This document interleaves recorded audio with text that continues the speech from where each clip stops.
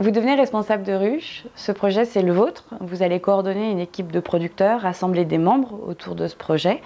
Il est essentiel que ce projet vous ressemble, que vous y ajoutiez votre touche personnelle. Une construction de ruche dure environ 3 mois. Pendant ces 3 mois, nous allons vous accompagner via ce site de formation et via un accompagnement qui vous sera délivré. Et je suis là aujourd'hui pour vous donner les 5 ingrédients clés qui feront de la construction et par la suite de la vie de votre ruche une réussite.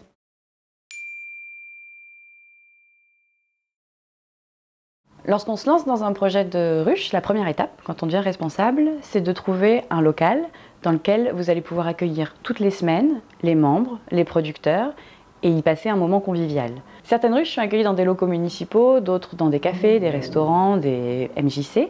On trouve aussi des ruches dans des lieux originaux. Par exemple, à la Madeleine, une ruche a ouvert dans une maison de retraite.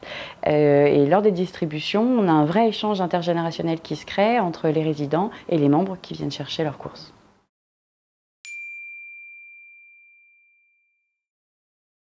Lorsqu'une ruche passe en construction, la première étape, c'est de constituer une équipe de producteurs.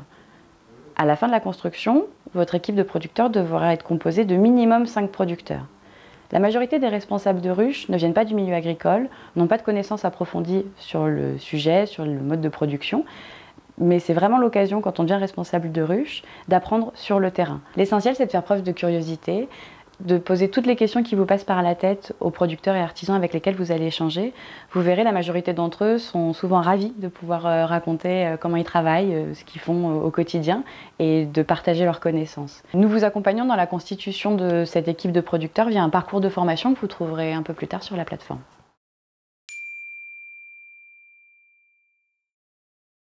Pour que votre première distribution soit un succès, il vous faut un nombre minimum de membres inscrits sur votre ruche. Ce nombre minimum, il diffère en fonction de la densité de population de la commune dans laquelle vous implantez votre projet.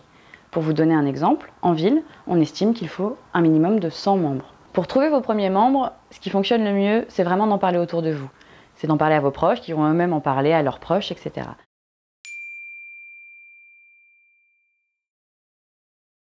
Un ingrédient essentiel dans une ruche, c'est vous, c'est le responsable de ruche. C'est l'énergie et la passion que vous allez mettre dans ce projet.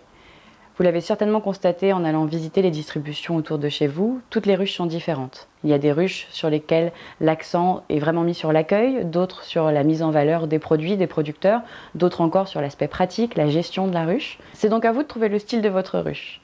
N'hésitez pas à vous appuyer sur votre communauté de membres, qui peut par exemple être bénévole ponctuellement pour vous aider pendant les distributions, mais aussi à faire appel à vos producteurs, qui peuvent être force de proposition et vous accompagner dans le développement de votre projet.